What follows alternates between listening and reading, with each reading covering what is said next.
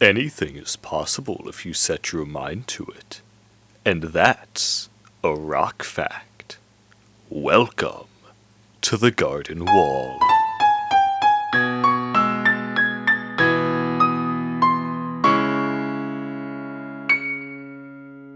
Hello, listeners. It's that time of year again. You know the one, where innocent trick-or-treaters from the forest otherworld climb over our garden wall and into the unknown. Just as a reminder, the garden wall is electrified and highly dangerous. You may see silhouetted beasts around the garden wall. Do not approach the garden wall under any circumstances. In similar news, we seem to have found two strangers who have stumbled upon the garden wall. They have found their way into the unknown, into our unknown. What do they want? Why do they want it? Why are they here? More on this story as it develops. But now the news. There appears to be a wild gorilla running around the schoolhouse. We do not know what the gorilla wants or how it got here. Incidentally, but in no way related to the gorilla itself, that no-good Jimmy Brown who left schoolmar Miss Langtree just 3 days ago is nowhere to be seen. Additionally, and in no way related to the appearance of the gorilla, off the basis that we have no solid evidence and correlation never equals causation, the gorilla also coincidentally started appearing just 3 days ago. That no-good Jimmy Brown is always causing trouble out there, running away with my heart like he always does. Oh, I just hate that man for toying with the heart of a poor old damsel like me, Langtree claimed, after the bell rang, indicating the beginning of spelling period for the animals at her schoolhouse.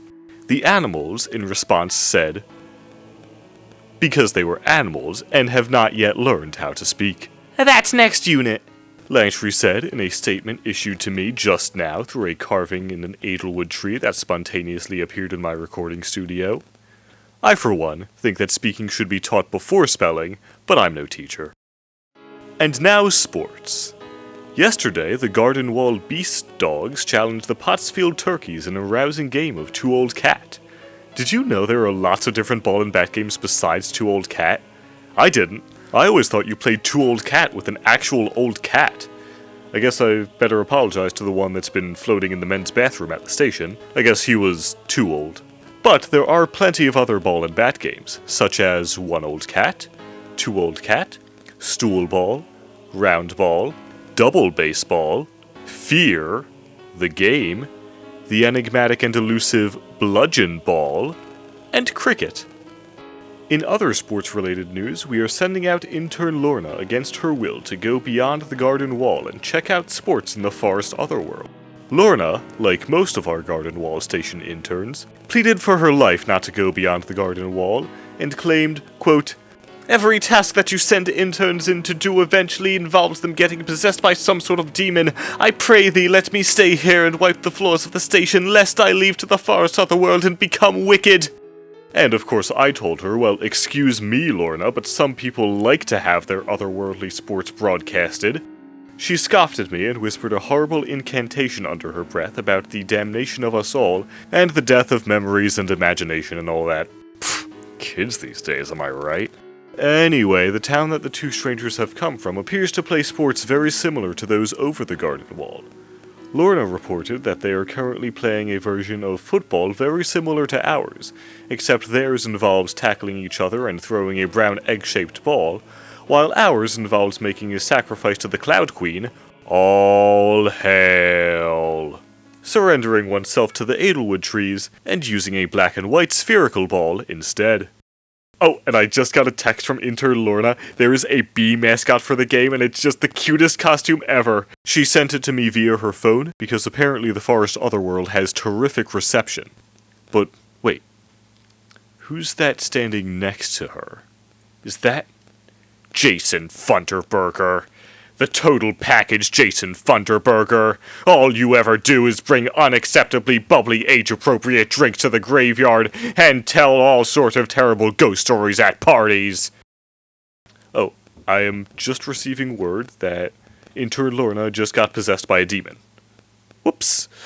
To the family and friends of intern Lorna, She will be missed. An update on the two strangers who have entered into the unknown. They appear to be getting closer and closer to the territory of the beast. They have just been seen fleeing Pottsfield after trampling their crops, disturbing their peace, and murder. Well, we don't know for sure if it was murder, but it's a pretty good assumption, right? I mean, who hasn't committed a murder at some point in their lives? They better start finding a way out soon. The rustling of the leaves and the operatic singing in the background indicate the beast is upon them. Well, I assume the singing was operatic. I'm not actually quite sure what an opera is.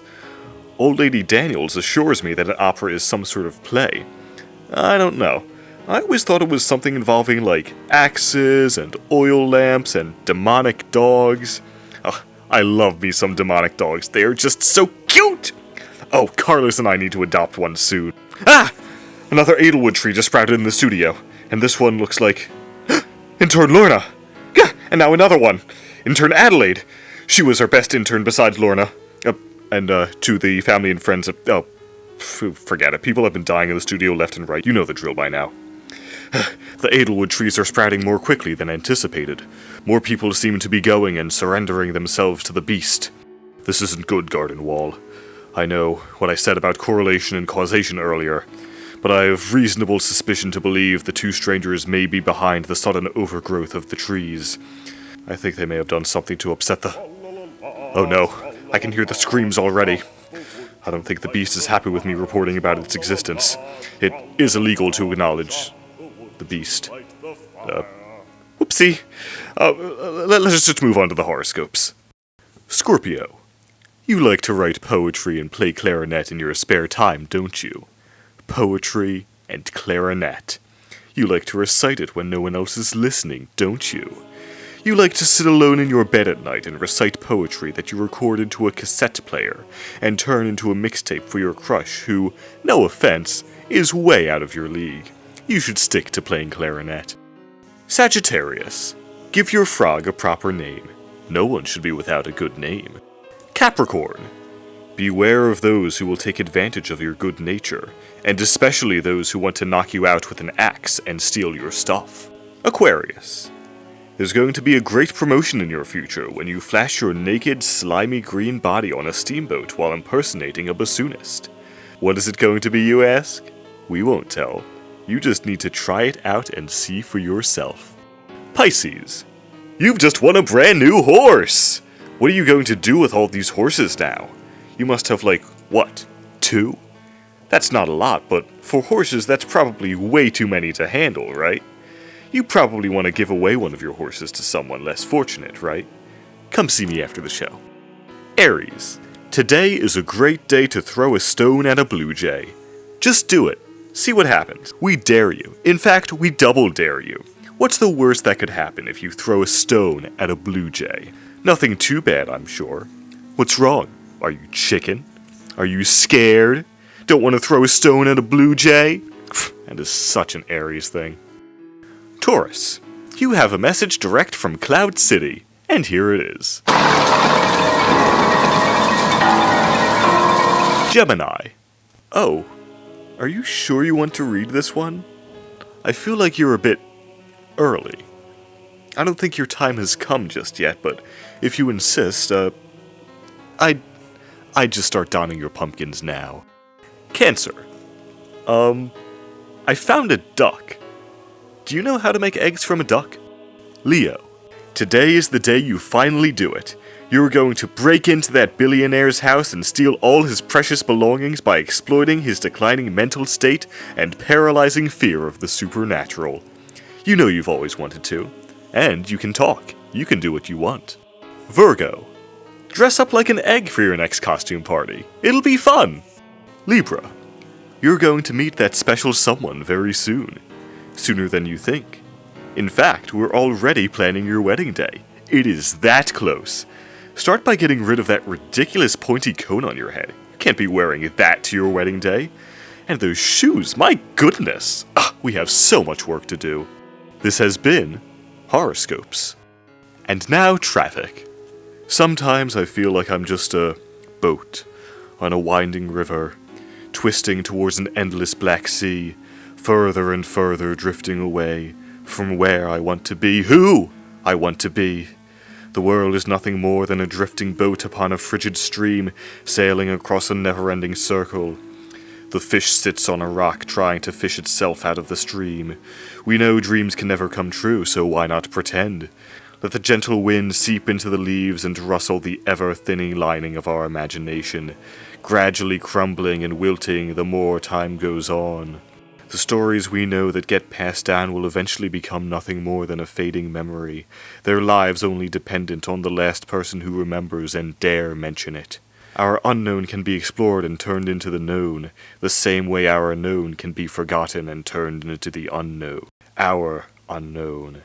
This is our unknown, and the only way to escape it is to let go and move on, and to use the provided detours on Pottsfield Road, as the festival is currently blocking most roads. More news on that wild gorilla on the loose. It was spotted chasing one of the two strangers around the schoolhouse now. Not the one with a stupid red hat, but the one dressed up as an elephant. I guess gorillas and elephants don't get along too well. When asked about the gorilla, the owner of the school claimed, "I just can't do it anymore. There is so much going wrong with our school, it feels like I'm being inundated with it all. With Jimmy Brown gone and our budget getting lower and lower, I have to sell all the instruments we somehow had in our schoolhouse just to keep it afloat. That gorilla isn't making anything better. If only that no-good Jimmy Brown were here instead of fleeing. He would always know what to do in this situation." More on this story soon, but for now, listeners, we have got a great treat for you today, because the sous chef of the Garden Wall's most popular tavern is here to give us some delicious cooking tips to spice up dinner time. So it's time for another installment of Cooking Stuff with the Butcher. I'm the butcher. Of course you are. So, the Butcher, what savory delight do you have for our listeners here today? We got potatoes and molasses. Sounds scrumptious. What's in it? Potatoes and molasses. So tell me how you make it. Potatoes and molasses. Riveting. Well, thanks again so much for coming over to the studio. I'm the butcher. Yes, you are. Come back next week and we'll learn how to make banana nut duck bread. It's always nice to be able to see such a good friend after so long. And now, a word from our sponsor. The ringing of the bell commands you. The ringing of the bell compels you. The ringing of the bell dictates your every move lest your soul stay stagnant and become wicked. You must keep your soul occupied at all times, so saith the ringing of the bell. You shall not stop, you shall not rest, you shall not sleep until the ringing of the bell commands as such. Your free will is non-existent so long as the bell stays ringing and the demon stays within you. There is no quenching the demon. There is no satiating it. The demon lives inside you. The demon lives inside all of us.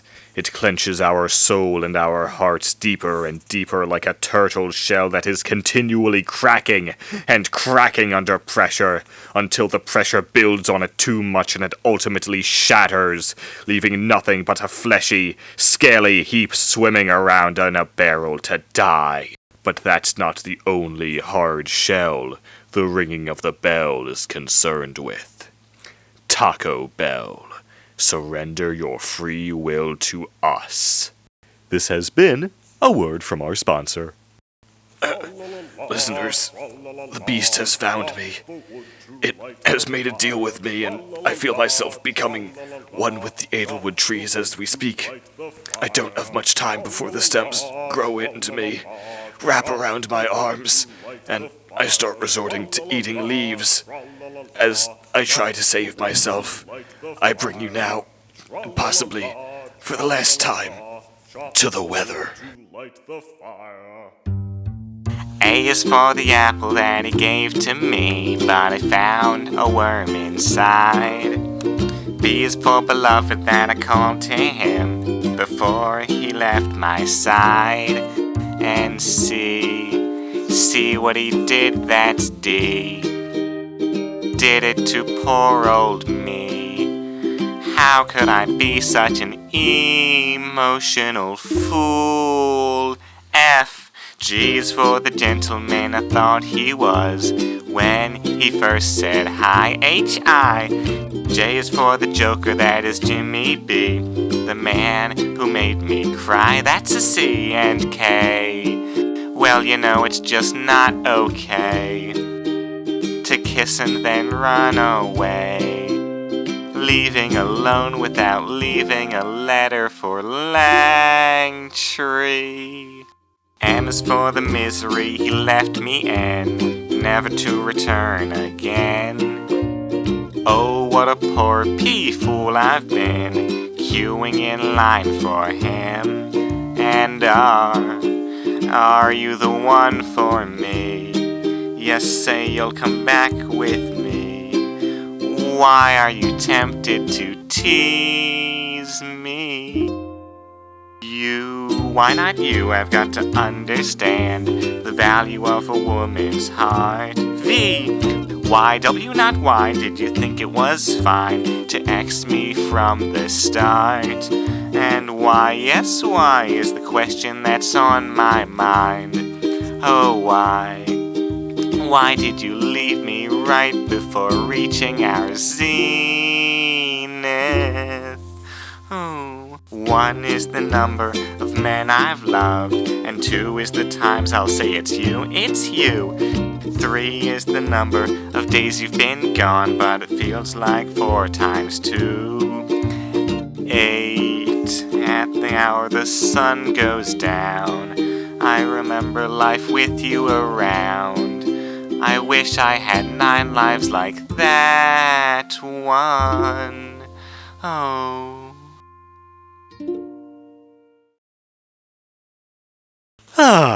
Hello again, listeners. Welcome back. It was some troubling time back there. I'm surprised I managed to leave it all unscathed and in one piece. The beast may be a tricky one, but at least he was reasonable.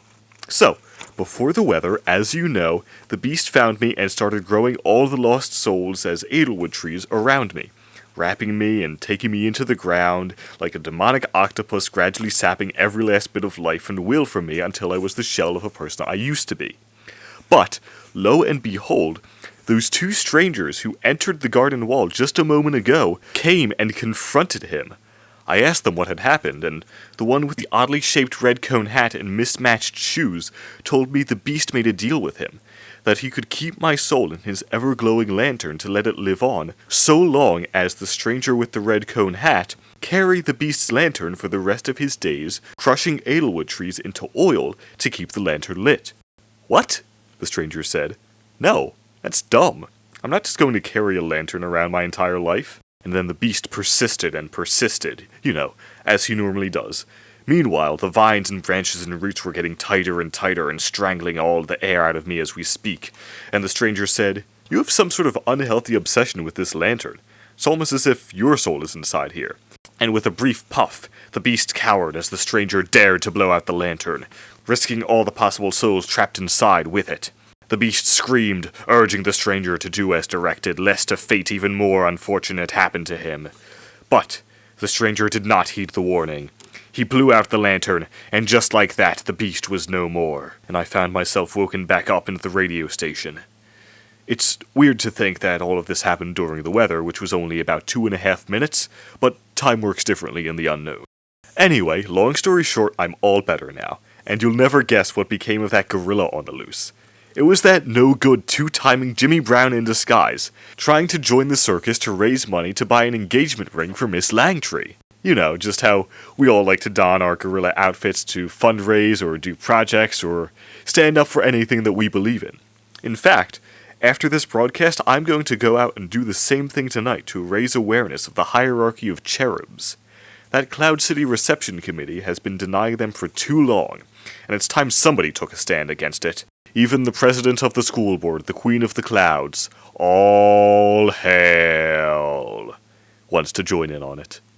Tune in next for the sound of a never-ending wind-up toy, ticking and ticking and ticking, gradually getting unnoticeably slower between each tick, but never coming to a complete stop. And as always, good night, Garden Wall. good night. Welcome to The Garden Wall is a production of Adam Devois. It is written by Adam Devois and produced by Adam Devois, and based on a series by Joseph Fink and Jeffrey Cranor, and by Patrick McHale. The voice of The Garden Wall is Adam Devois. Original music by The Blasting Company. All of it can be found at blastingcompany.com. This episode's weather was Langtree's Lament by The Blasting Company, performed by Adam Devois with instrumentals from K-Laser. Find out more at youtube.com/klaser. Check out youtube.com/Adam Devois for all sorts of cool voice acting related content you can listen to through your ear holes. And while you're there, consider clicking the subscribe button. That'd be way cool of you. Today's proverb: who can knock you out and steal the shoes from off your feet? The highwayman. Oh, the highwayman can. The highwayman can, 'cause he makes ends meet just like any man.